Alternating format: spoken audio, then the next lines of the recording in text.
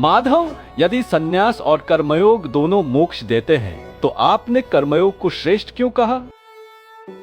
क्योंकि पार्थ अधिकांश लोग संन्यास नहीं, केवल पलायन चाहते हैं। भविष्य में लोग नौकरी छोड़कर, संबंध तोड़कर, पहाड़ों में जाकर स्वयं को आध्यात्मिक कहेंगे,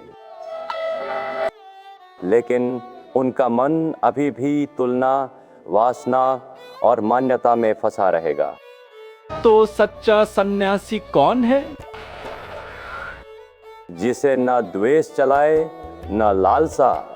गीता में मैंने कहा, यो न द्वेष्टि न कांक्षति। केवल वस्त्र बदल लेने से चेतना नहीं बदलती। भविष्य में बहुत लोग बाहर से साधु दिखेंगे, भीतर से व्यापारी होंगे। तो कर्मयोग कठिन नहीं है? कर्मयोग अधिक ईमानदार है। वहां तुम संसार के बीच रहकर भी अपने भीतर को देख नहीं सकते। परिवार,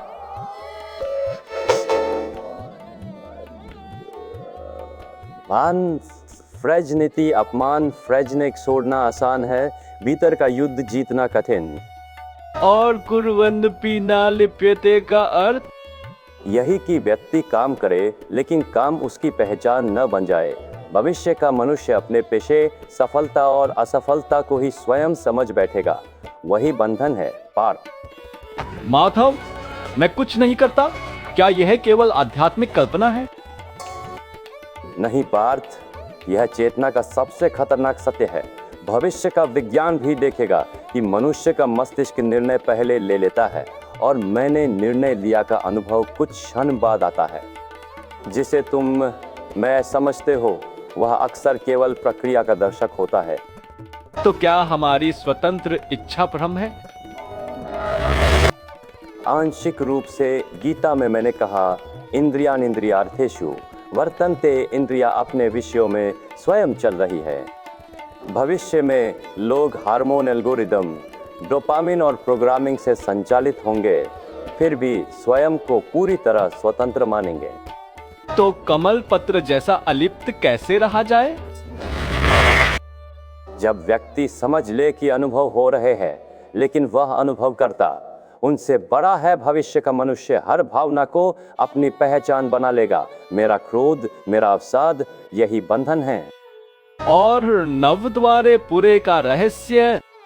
यह शरीर केवल जैविक मशीन नहीं, चेतना का इंटरफेस है। 9 द्वारों वाला यह शरीर एक प्रकार का जीवित उपकरण है जिसके माध्यम से आत्मा इस सिमुलेशन को अनुभव करती है। जिसने यह देख लिया वह कर्म करता हुआ भी भीतर से मुक्त होने लगता है। पार्थ। माधव, यदि परमेश्वर न पाप करवाते हैं न पुण्य, तो फिर ये संसार चल कौन रहा है? पार्थ, यही सबसे असुविधाजनक सत्य है।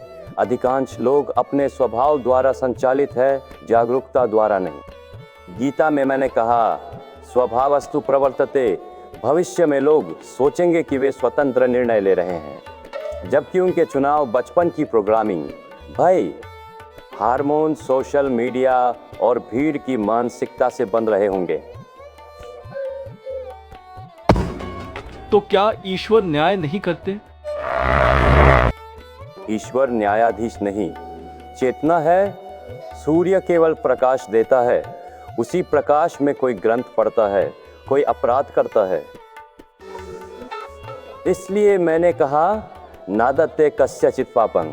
ब्रह्मांड तुम्हारे कर्म रिकॉर्ड करता है लेकिन तुम्हें मजबूर नहीं करता। तो अज्ञान क्या है? सबसे बड़ा अज्ञान यह विश्वास है कि मैं पूरी तरह जागरूक हूं। भविष्य का मनुष्य डेटा से भरा होगा लेकिन आत्मज्ञान से रिक्त वह अपनी इच्छाओं को ही अपनी पहचान समझ बैठेगा। और ज्ञान सूर्य जैसा कैसे बनता है? जब व्यक्ति पहली बार अपने भीतर की प्रोग्रामिंग को देख लेता है, जिस दिन वह समझ जाता है कि उसके अधिकांश विचार भी उधार लिए हुए हैं, उसी दिन भीतर वास्तविक प्रकाश शुरू होता है। पार्थ। माधव, क्या वास्तव में कोई मनुष्य सुख और दुख से ऊपर उठ सकता है? पार्थ, भविष्य का मनुष्य अपनी भावनाओं को ही अपनी पहचान बना लेगा। एक प्रशंसा उसे आकाश में पहुंचा देगी, एक आलोचना उसे तोड़ देगी। गीता में मैंने कहा न प्रहस्येत प्रियम नोद्विजेत प्राप्य। इसका अर्थ भावना मिटाना नहीं, उनके दास न बनना है। तो बारिश सुख दुख का कारण क्यों बनते हैं?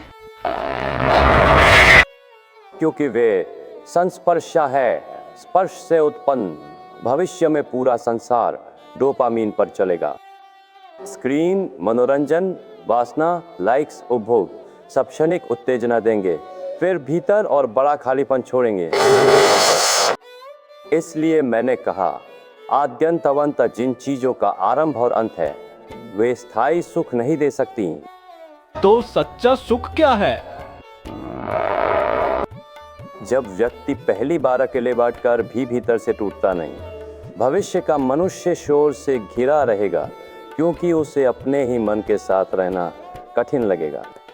लेकिन जो भीतर आनंद खोज लेता है, योहंतः सुख, वही वास्तव में स्वतंत्र होने लगता है। और काम क्रोध पर विजय इतनी महत्वपूर्ण क्यों है? क्योंकि यही वे शक्तियां हैं जो मनुष्य को रिमोट कंट्रोल की तरह चलाती है। जिसने इच्छा और प्रतिक्रिया के बीच थोड़ी दूरी बना ली, उसने अपने भीतर का द्वार खोलना शुरू कर दिया। पाठ माधव, सर्वभूतहिते रता का वास्तविक अर्थ क्या है? क्या सबका भला चाहना ही आध्यात्मिकता है? नहीं पार्थ, भविष्य का मनुष्य दयालु दिखने को ही धर्म समझ लेगा। वह शब्दों में मानवता की बात करेगा, लेकिन भीतर ईर्ष्या, भय और तुलना से भरा होगा। गीता का सर्वभूतहिते भावुकता नहीं, चेतना की अवस्था है जहां व्यक्ति दूसरों का उपयोग करना बंद कर देता है। तो इच्छा, भय और क्रोध इतने बड़े बंधन क्यों हैं? क्योंकि यही तीनों भविष्य के समाज को नियंत्रित करेंगे। इच्छा से बाजार चलेगा, भय से राजनीति और क्रोध से भीड़। लोग सोचेंगे कि वे स्वतंत्र हैं, जबकि उनकी प्रतिक्रियाएं पहले से प्रोग्राम की जा चुकी होंगी। और भ्रुकुटी के बीच दृष्टि का क्या रहस्य है? भविष्य में कुछ लोग इसे केवल योगासन समझेंगे, लेकिन यह ध्यान को बाहरी सिमुलेशन से हटाकर भीतर की चेतना पर केंद्रित करने की विधि है। जब इंद्रियां लगातार बाहर भागना बंद करती है, तभी मन पहली बार स्वयं को देखने लगता है। तो शांति कैसे मिलेगी? जब व्यक्ति यह जान ले कि ब्रह्मांड उससे कुछ छीन नहीं रहा।